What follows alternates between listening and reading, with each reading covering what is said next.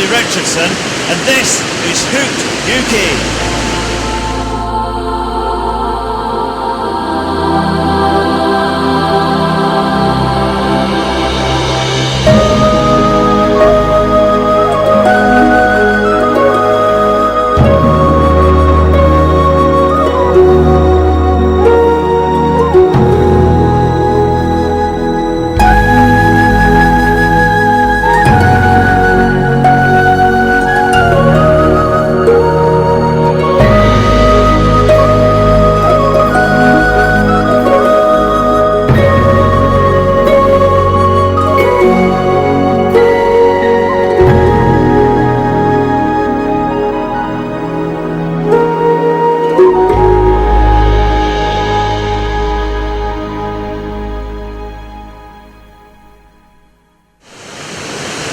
Behind me you will see the famous Kinnaird Dyke, and below the dyke is the Kinnaird Beat on the River South Esk, and we are going to be hunting once again for Scottish Spring Salmon.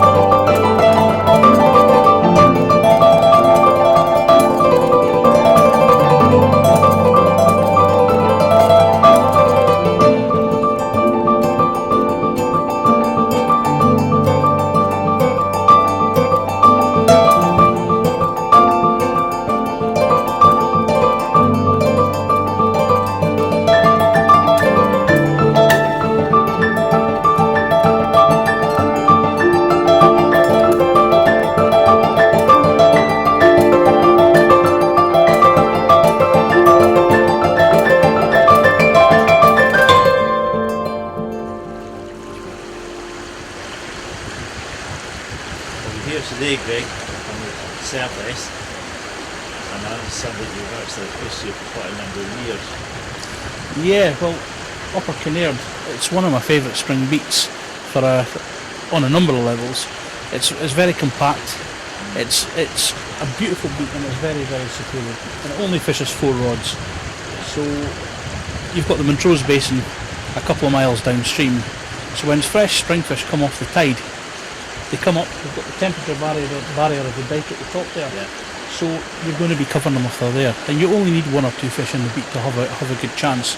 Without a doubt there'll be a fish caught today. We lost the fish last time we were here last week. There was another fish caught, so this fish, it's a good place to come and catch a spring salmon. They're going to see you flying that, aren't they? They certainly are. At this time of year, you know, you don't really get the peat stain so much in the water because it's still cold up in the hills, up Glenclove and Glendall, so you know the water generally clear. There's a slight tinge of snow melt in the water, but that if anything, that'll work for us and hold the fish back. So yeah, it's a lovely beat, one of my favourite spring beats to come. It's only half an hour from the door, so it's a great lovely place. Kind of cost-wise, is it a cheap river to fish on, or is it an expensive river? South Esk is modest in cost. It's not a cheap river. It's not an expensive river. Kinnaird at this time of year to fish on the upper beat is only £40 plus VAT, which makes it very, very affordable and very accessible for a lot of people, and you have got a great chance of catching the springer here. In years gone by, this was a very, very famous beat. The catches were phenomenal in some days, 30, 40, 50 fish getting caught in a day. And back in the days, needless to say, you couldn't get on here. But like most rivers, their days are now gone. So if you catch one springer for your day, you're going to be happy. Never mind 50. That's still good going if you've got a chance of one. Yeah, very much so. Very much so. And as I say, it's not hard to cover the water here. If there's going to be a fish, you're going to cover it. The pools are well defined. The only time it doesn't fish so well is if the water's big and it gets very, very coloured. That's when it's not so good. But today you could do with a little bit more height on the water.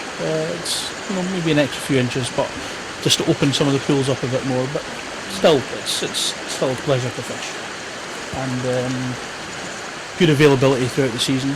You've got the middle beat below here, which again you've got the willows, the croys, some beautiful pools down there, and then you've got the lower beat, which doesn't catch so many spring salmon, but certainly later in the season, if you get low water, when the grilse and sea trout are coming in, it could fish reasonably well if you hit it on the right day. The South Esk itself, it's a great river. It's just a shame, like many rivers, the catches have dwindled, because in years gone by that wasn't the case. So what would be the reason for the kind of crashing numbers that are on the river now? Well, there's a number of factors involved, Andy. There's no one particular factor. You've got the coastal netting, which in my opinion is should be long gone. You've got anglers, we're particularly to blame as well, because in years gone by everything got chapped. Everything got chapped on the head. But in the spring as well, these fish were getting chapped and then down to Billingsgate.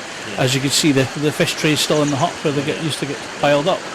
You've got your drift nets, you've got your vermin as well. You think you've got cormorants, you've got goosanders, you've got birds that should not be in land. They're meant to be seabirds, but they're coming in land, which in my opinion, when birds like that come in land that are not land birds, they're vermin, and they need to be caught. Then you've got the seals. I've seen seals in the river. Seals have been known to come right up into the river. The Tay, the Dee, the North Esk, the Spey. Seals will chase shoals of salmon right into that river. And if you think about it, off Abertay Sands, they reckon there was at least 1,000 seals sitting off there. There was a famous picture that went out, which I'll try and get a hold of. And that picture just shows you how many seals are out there. Now you think every one of these seals has to have a couple of meals, 1 or 2 meals a day. Aberdeen Harbour, you've got well over 400 seals sitting out there feeding on salmon. Again, out of the basin, there's seals out there as well at Montrose Basin. So, poor salmon have got to not only contend with us, but they've got the seals, the young salmon, problems with the goosander, the cormorants eating the fry and the par. So, the odds are against them, and there needs to be some drastic action. And catch and release, I think a blanket ban on killing fish is going to help. You just need to look at the D for that, but there's a number of other factors that are involved, and unfortunately we've got a long way to go. So, for example, this river, would a hatchery help it? Political question there. I don't think if it was done properly, I think it would be a very good thing. I think you just need to look towards Iceland and see how they do it there. It's quite remarkable what they do. The Lochie as well. They've done some research on the Lochie. The Lochie have got an interesting thing going on there, which we'll go into in a later programme. They realise that they're not going to beat the fish farms, so they'll work with the fish farms. But it's different on the East Coast. We don't have the fish farm issue. But yeah, there's a long way to go there, as in terms of maybe getting a hatchery on the river. I think, in my opinion, it personally would be a good thing. It's worked on other rivers. It's certainly worked on the Dee. I think something like that should be invested in between the netsmen if they want to keep netting, between a levy on anglers. There needs to be something done, because I've watched this river, in September, October's and years gone by, and you could walk across the fish in some pools, particularly further up towards Cortaca, beats like that. Last year and the year before, I was lucky if I seen a fish in October, and it's like almost the river's devoid of fish. Fortunately, they've took a U-turn on this netting extension, so that, you know, that's going to help a bit at the back end. But fundamental, the spring catches, the spring fish, that's what needs to be focused on initially, and then we'll look at the back end fish. But there's a lot of fish in here.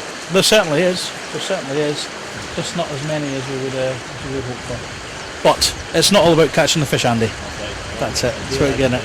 Absolutely. Is that green in for? Yeah, that's green in for fish over there. You get a head round. She certainly is. Good stuff. We'll head up and go and have a nosy. Good stuff.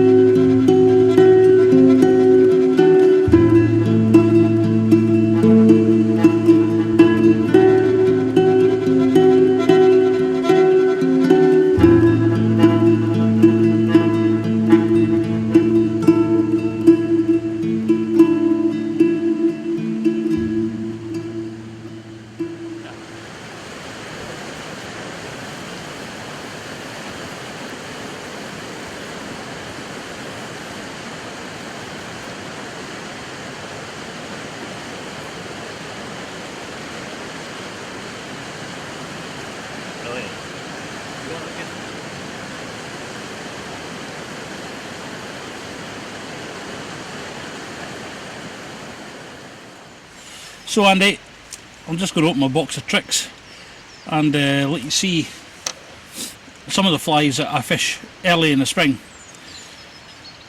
So various bits and pieces, but what I will say about spring fishing is when you're fishing for spring salmon, the actual catching of the spring salmon isn't that hard. Spring salmon are ferocious creatures, as I've said before, and if they're there in the pool and see your fly, the chances are they're going to have it, particularly on beats like this where they're fresh off the tide. The thing that makes spring salmon fishing difficult is that they're so few and far between. So in order to help yourself catch them, it's important to be fishing the right flies, and you know, I've got a few favourites here that I'll show you, just let you see, but you'll see I've got my Sneldas. I've got used a Thomson body with yellow tail and red boar bristles. Does really well in the spring and the autumn for that matter. We've got a fly, it's an Alistair, it's actually a Helmsdale fly, not too dissimilar from a willy gun. Ron Sutherland up in Helmsdale ties these very well with a hot head. It's a smaller one, but that again, that does well. I wouldn't be fishing that early in big water, but certainly, you know, come April, May, if the water's a bit lower, a bit clear, maybe further up the D, I'd certainly be fishing that. We've got our black and yellow tube D Classic. Black and yellow in the D always does well, but the truth of the matter is it does well on every river. The reason it does well on the D is because lots of people fish it. Now let's see what else we've got.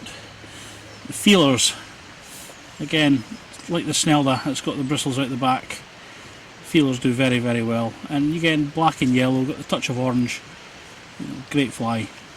Always good. I always find the fly with a bit of weight on it. If you've got a tube that's not weighted, then you know you want to be getting an extra super fast sink tip on, just to get it down to the fish if you're fishing on one of the bigger rivers. Old Faithful, two Old Faithfuls, Willy Gun, gold-bodied Willy Gun. You know, there's probably the most reliable fly there is, or one of them certainly. Certainly a favourite of mine, and a great spring fly, great summer and back end fly. But it just really does the trick, and a very popular fly. Sunray Shadow. This is a variant of a Sunray Shadow. This one's actually tied by my fishing buddy Con O'D.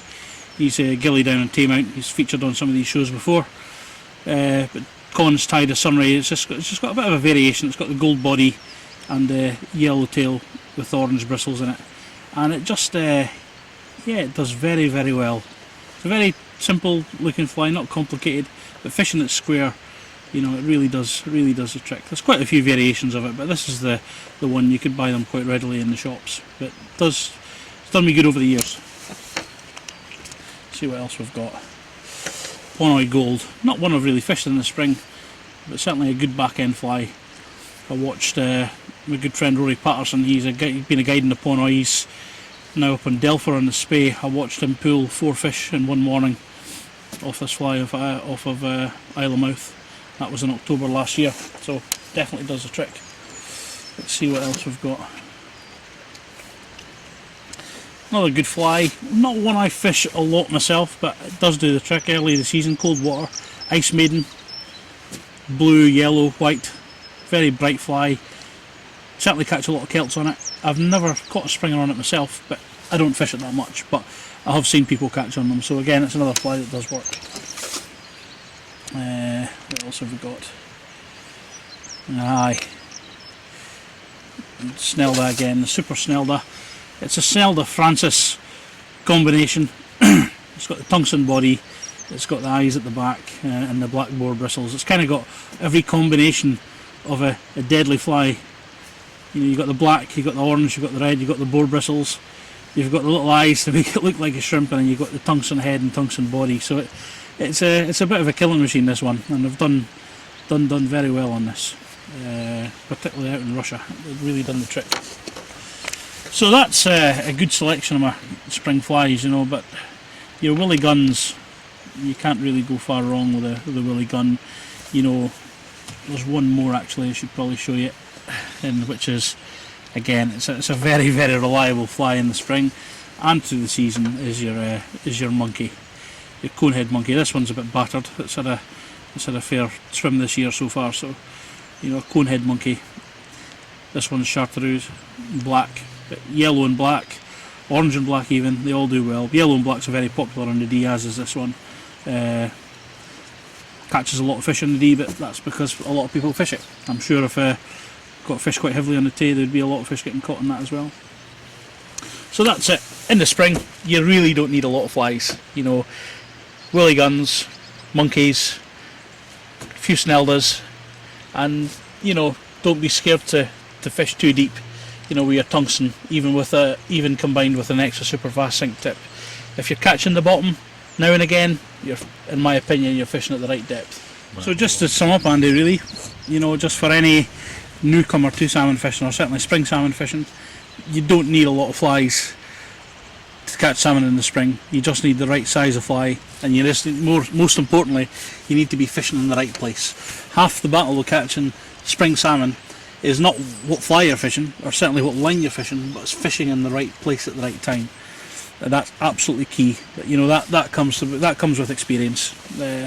So as far as flies go, you've got your willy guns, you've got your Sneldas, you've got your feeler tubes, your Ponoi Gold if you want to try that, your Sunray Shadows, your black and yellow tubes, your Ice Maidens, your monkeys here, and then again your black and green chartreuse feeler tube.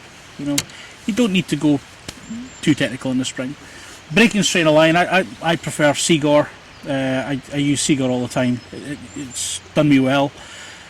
I tend to fish 19.14 pounds in the spring. You probably don't need to fish that much. You get away with 15 pounds, but if I've got a chance of hooking into a big springer, I want to make sure I'm going to land a bugger. So that's why I fish that. Sometimes I'll go, if I'm fishing on the Tay, I'll go up to 25 if it's big water. So yeah, so that's really it.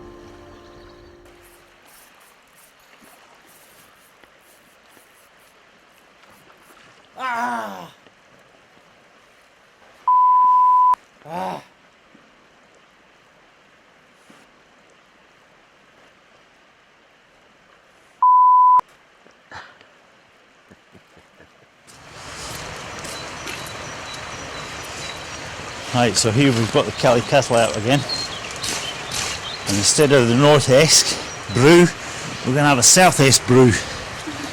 So fill this thing up reasonably full of water. A bit more.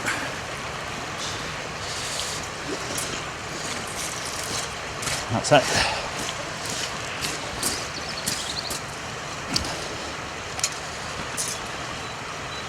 Put a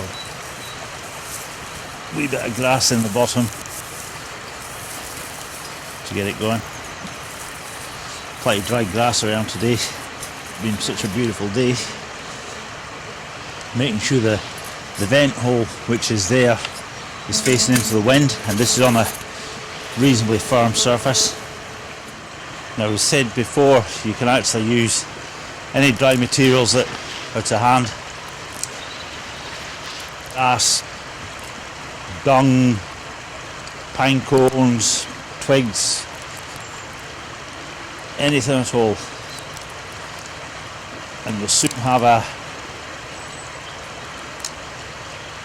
great wee fire going. Oh, that's hot. Now this actually takes a little while to boil up. We'll get some coffee in there. What could be better than sitting beside one of these fantastic rivers here in Scotland and making yourself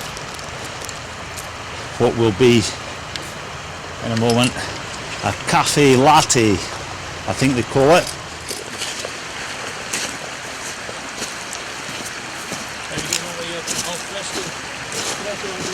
It's coming on.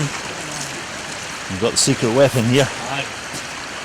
My steam attachment.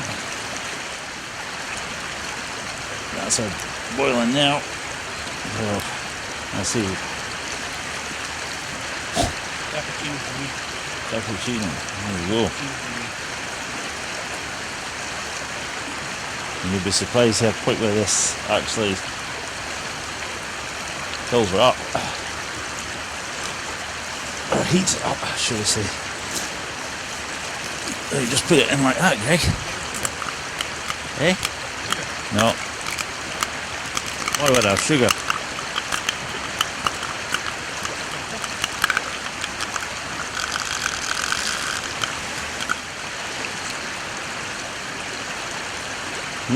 Spilling it. Don't want to spill it. You see a nice frothy top to that one?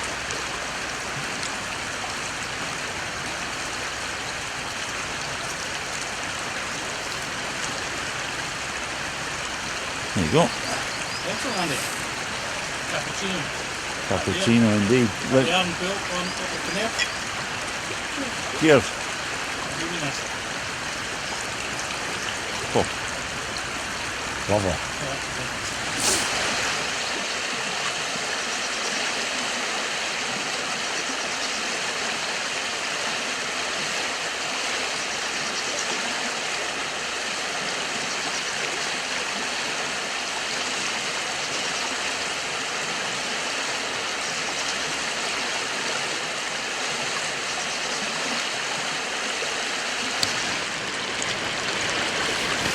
With the water being still so cold, will hold back from running above or so.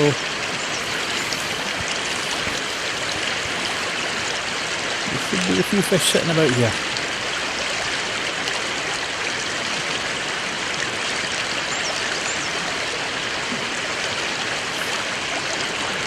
There's not been many people out fishing to beat the... Oh, last Friday when there was one springer caught, we lost willows.